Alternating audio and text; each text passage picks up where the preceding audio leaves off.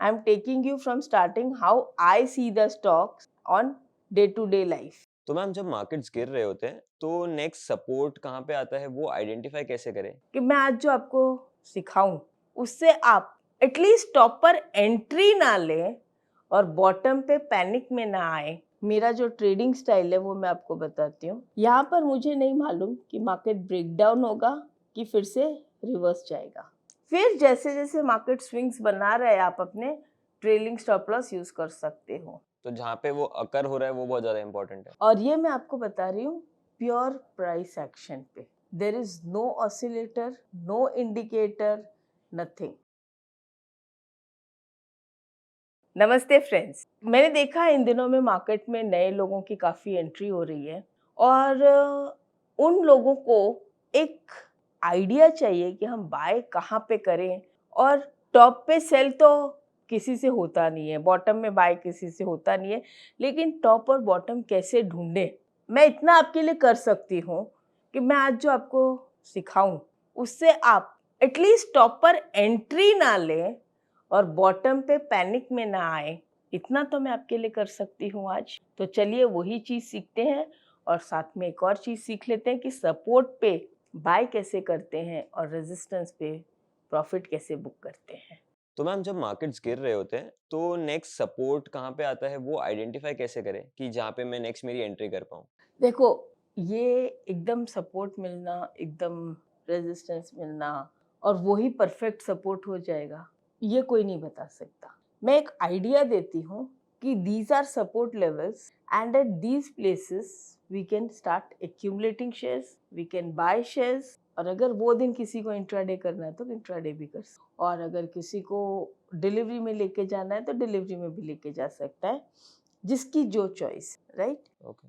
और ये मैं आपको बता रही हूँ प्योर प्राइस एक्शन पे। There is no oscillator, no indicator, nothing. क्यों कि बहुत बार मैंने ऐसे देखा है कि जो न्यू कमर्स हैं और इवन हम लोग भी हैं, इतने सारे इंडिकेटर्स और ऑसिलेटर्स चार्ट पे लगा लेते हैं तो प्राइस एक्शन दब जाता। मुझे बहुत लोगों ने ये भी बोला कि भाई आप हमेशा आरएसआई और ये सब यूज करते हो तो खाली प्राइस एक्शन से बताओ।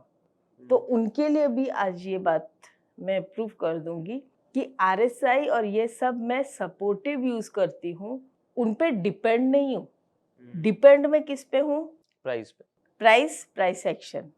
It is as simple as that. और उसी तरीके से हम बात करेंगे। लेट अस से मार्केट आपका यहाँ से ऊपर गया है ऐसे, फिर वापस ऐसे आया, चढ़ता तो वो ऐसे टुकड़े टुकड़े में ही है, फिर ऐसे नीचे आया और कहीं पे आके उसे लेटर से कोई सपोर्ट मिल गया। हॉरिजॉन्टल लाइन सपोर्ट मैं सबसे पहले प्रेफर करूँ, ठीक है, तो हम लास्ट टाइम जहाँ पे सपोर्ट आया था उससे एक हॉरिजॉन्टल लाइन बना के आगे तक ले लेंगे। जिसे कोई स्विंग लो भी कह सकता है, प्रीवियस स्विंग लो बोल दो ओके। आज की लैंग्वेज में। मैं कहूँगी जो लास्ट सपोर्ट था जहाँ से प्राइस भागा था, जो भी कहना चाहो, आज के लोग उनको उसको स्विंग लो के नाम से ज़्यादा अच्छे से समझते हैं। तो स्विंग लो मिल गया। यहाँ पर मुझे नहीं मालूम कि मार्केट ब्रेकडाउन होगा कि फिर से रिवर्स जाएगा, कोई बता सकता है? नहीं। तो मैं वहाँ पर वेट करूँगी और नेक्स्ट डे अगर मुझे open and low nearby मिल गया या फिर ओपन एंड लो सेम मिल गया तो ही मैं बाय करूँगी। मतलब पता चल जाएगा कि डिमांड आ गई। Ma'am open and low near by या सेम का क्या मतलब है? मैंने इसके ऊपर बहुत सारे वीडियोस बनाए हुए हैं और आप भी उनको रेफर करो।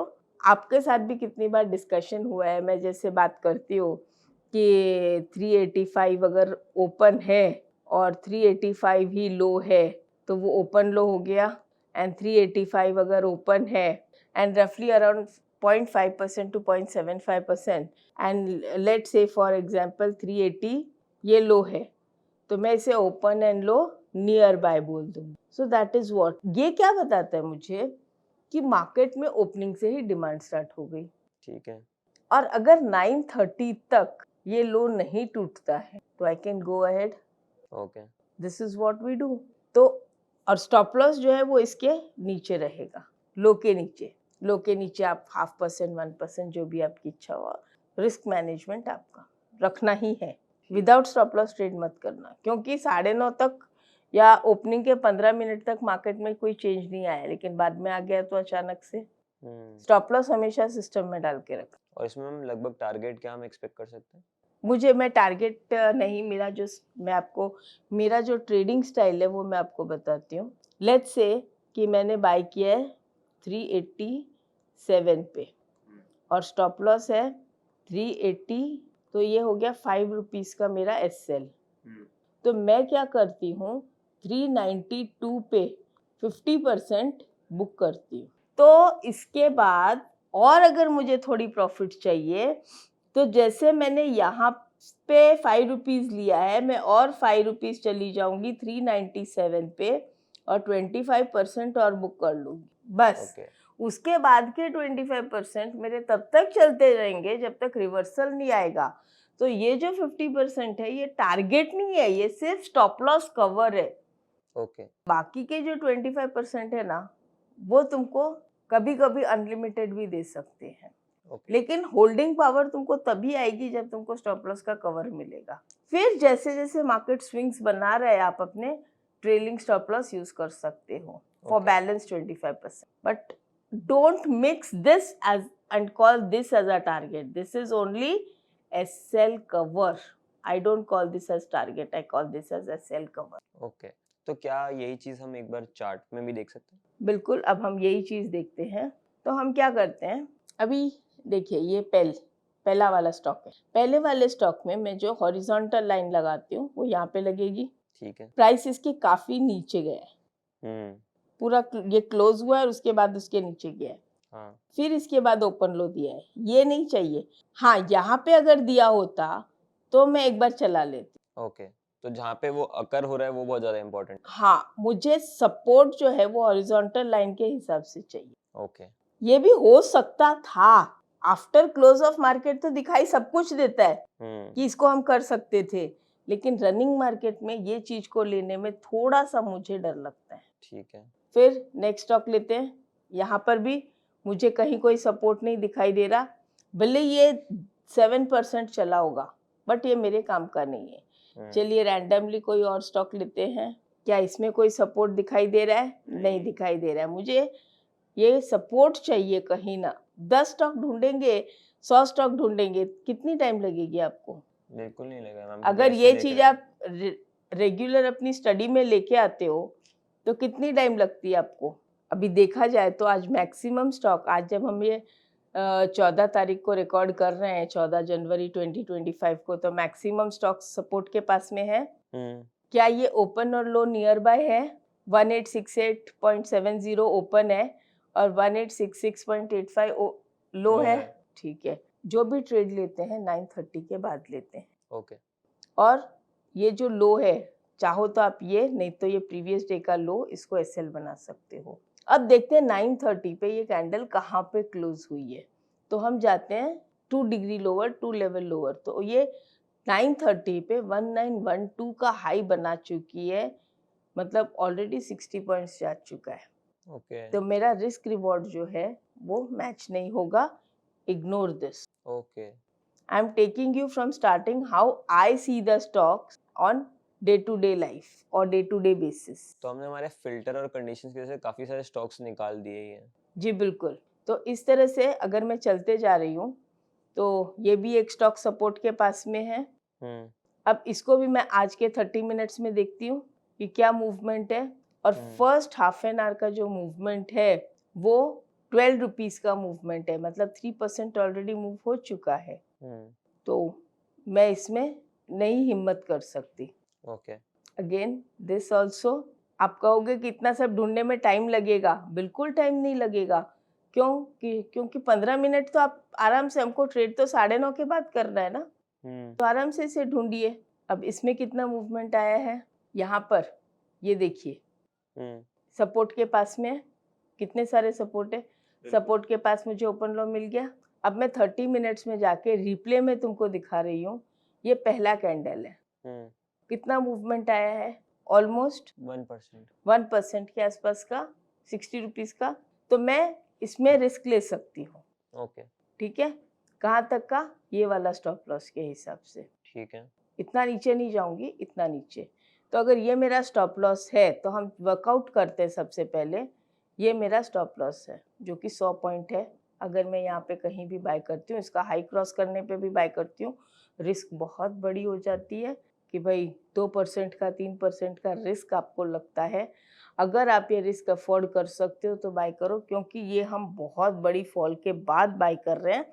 तो जब वो मूवमेंट आती है ना, जिस दिन आती है, वो पहली कैंडल की मूवमेंट आपको बहुत बड़ी लगेगी और आपको लगेगा कि भी मेरा रिस्क जो है इसमें बड़ा हो जाएगा। लेकिन वो फॉल जो इतनी आई है 8-8, 10-10, 20-20% की जो फॉल आके उसके बाद 1 या 2% का रिस्क होता है। कुछ-कुछ स्टॉक्स में 40% की फॉल आ जाती है। उसके बाद 2% का रिस्क होता है, जो कि इतनी बड़ी वैल्यू नहीं रखता है जब वो पोर्टफोलियो में ऑलरेडी 40% डाउन होते हैं। तो अब सबसे पहला काम क्या रहता है मेरा, मैं यहाँ से आती हूँ और ये ऐसे प्लान बनाती हूँ कि मेरा रिस्क जो है वो कवर हो जाए। मुझे अपने रिस्क के कवर होने की पड़ी है सबसे पहले। उसके बाद टारगेट तो मैं सोचती ही नहीं हूँ। ये अब मैंने हटा दिया। ये यहाँ पर मेरा 50% में बुक कर लूँगी। ये सब हमने मार्किंग कर ली। Yes ma'am. इसको एक बार बंद करते हैं तो थोड़ा और अच्छे से आपको दिख जाएगा। बिल्कुल। अब हमको हमारा फर्स्ट क्या है इच्छा कि हमारा स्टॉप लॉस कवर हो जाए। देखते हैं हमारा स्टॉप लॉस कवर होता है या हमारा स्टॉप लॉस हिट होता है। बिल्कुल मैम, हमारा कवर हो गया। हमारा स्टॉप लॉस कवर हो गया। सब ट्रेड सिस्टम में रहेंगे। ठीक है। अब जो मेरा स्टॉप लॉस कवर हुआ है, फिर मैं उसको वापस से 25% जो है मेरे फर्स्ट टारगेट के लिए ले लूंगी, बुक प्रॉफिट्स फॉर 25%। ओके। फिर जो 25% मेरे पास बचेगा ना, उसकी कॉस्ट काफी हद तक रिड्यूस हो जाएगी। उसके लिए मैं स्टॉप लॉस ट्रेल भी कर सकती हूँ, और अगर ये वाला स्टॉप लॉस हिट हो भी गया तो भी मेरे घर में पैसा आएगा। जाएगा नहीं। और अगर वो आगे बढ़ता गया, मैं और लेके जा सकती हूँ। तो यहाँ पे हम मार्क कर दें तो हमारा अनदर 25% बुकिंग अभी नहीं हुआ, मार्केट बंद हो गया। अब यहाँ पे फ्रेंड्स, आप लोगों की इच्छा है तो आप लोग इसे लेके जा सकते हो, नहीं तो आप इसको बुक कर सकते हो। Okay. Choice is yours. Intraday चाहो तो बुक कर सकते हो, पोजिशनली चाहो तो 50% आप घर ले जा सकते हो। एक डर लगता है कि कल को गैप अप गैप डाउन हो जाए। कितनी बार होगा आपके ऐसे शेयर में स्ट्राइक रेट अगर 60-65% आती है ना, is more than enough. You should be happy. क्यों कि बाकी के लिए आपने स्टॉप लॉस जो प्रोटेक्ट कर लिया, तो अगर मान लो उसमें से 20% ट्रेड्स आपके नो लॉस नो प्रॉफिट पे निकल गए, 20% में आपके स्टॉप लॉस हिट हो गए, तो बाकी के 60% तो है ना, आपको फिर भी काफ़ी रिलैक्सेशन। और देखना 30% रेट जैकपॉट बन जाते हैं। ये मैं अपने एक्सपीरियंस से बोल रही हूँ, आप भी इसको बैक टेस्ट कर लेना। अगर आपको इंडिया में one of the top traders बनना है तो आपके टेक्निकल एनालिसिस और प्राइस एक्शन के कॉन्सेप्ट्स एकदम क्रिस्टल क्लियर होने चाहिए। इसके लिए आपको अपने बेसिक्स और प्रैक्टिस पे पकड़ मजबूत रखनी बहुत ज़रूरी है। इसी प्रॉब्लम को सॉल्व करने और आपको एक बेटर ट्रेडर बनाने के लिए टेक्निकल एनालिसिस का 9 घंटे का रिकॉर्डेड कोर्स, जो कि सिर्फ 399 में अवेलेबल है, इससे आप अपने सारे बेसिक कॉन्सेप्ट्स एकदम क्लियर कर सकते हैं। तो आज ही ज्वाइन करें। चलिए कोई और शेयर देखते हैं। यहाँ पर क्या ये हमारे पास सपोर्ट पे है?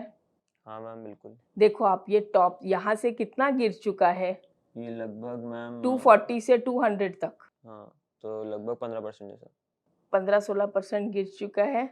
हम्म कितने दिन में? 1 2 3 4 5 6 7, मतलब approximately only 8-10 days, 7 trading days, 8-10 days calendar days. इतने दिन में अगर 15% गिर गया और बाय चांस अगर ये आपको दिन का 2-3% देता है या 4% देता है या सपोर्ट पे बाइंग देता है और एक ही दिन में आपको पैसा दे देता है, तो क्या प्रॉब्लम है? सही बात। हम ये सोचते हैं कि स्टॉप लॉस अगर 15% तक किसी के डीमैट में पड़ा है, 15% फॉल तक वो होल्ड किए हुए है, सोचो उसने बेचा क्यों नहीं। अब यही बात क्या मैं यहाँ पे कह सकती हूँ कि यहाँ पे रेजिस्टेंस था? बिल्कुल। रेजिस्टेंस के साथ में यहाँ पे क्या दिखाई दे रहा है आपको? क्या आपको ओपन और हाई पास में नहीं दिखाई दे रहा है? Yes ma'am. तो ओपन और हाई, अगर जैसे मैंने सपोर्ट पे ओपन और लो लेकर अगर मैं बाय कर रही हूँ, अगर ये शेयर मेरे पास है तो क्या मैं रेजिस्टेंस पे ओपन और हाई देख के प्रॉफिट बुक नहीं कर सकती, या एक बार एग्जिट नहीं कर सकती? कर सकते हैं। 50% एग्जिट कर लो, तो कम से कम ये वाले जो पेन है ना, इस पेन से मैं निकल जाऊंगी। अब ये स्टॉक देखिए, ये इसकी फॉल कहाँ से चालू हुई?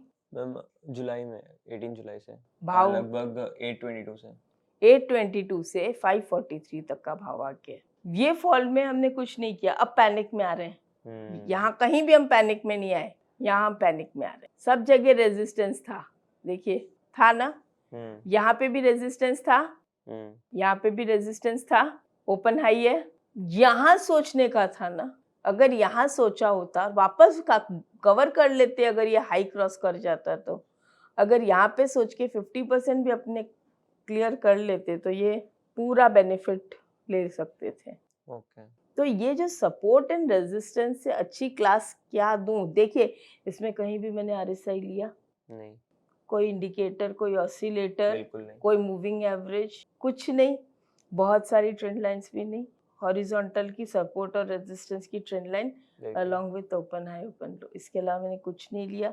और उससे भी अगर मैं ट्रेड निकाल सकती हूँ तो मुझे ये देखो, यहाँ पर ये बीच में से यहाँ पर ही मिल रहा है, ये कल से ही ओपन लो होकर और वापस चालू हो। क्या यहाँ पे डबल टॉप नहीं था? हॉरिजॉन्टल लाइन नहीं थी? बिल्कुल निकलने का चांस दिया था ना। ये क्या, कैश स्टॉक्स ले लो आप, निफ्टी टॉप 500। सब लोग कहते हैं कैश स्टॉक्स तो एकदम बुरी तरह पिट गए, बुरी तरह पिट गए। कोई भी कैश स्टॉक्स ले लो, और सपोर्ट के लिए जरूरी नहीं हम हॉरिजॉन्टल लाइन ही बनाए, ओके। हम स्लैंटिंग लाइन भी बना सकते हैं, वो भी एक सपोर्ट बन जाता है। लेकिन जिनको स्लैंटिंग लाइन नहीं बनानी आती है, वो सपोर्ट का काम इस तरह से ले सकते हैं। ये एक स्टॉक है आरटीएन इंडिया। मुझे अभी भी याद है, काफ़ी लोगों का मैसेज आया हुआ, क्या ये रेजिस्टेंस पे है? रेजिस्टेंस के बाद यहाँ पर इसने ओपन हाई दिया था, बिल्कुल 86, निकल सकते थे ना। 86 के बाद 57 पे आ गया है। 40%। बिल्कुल।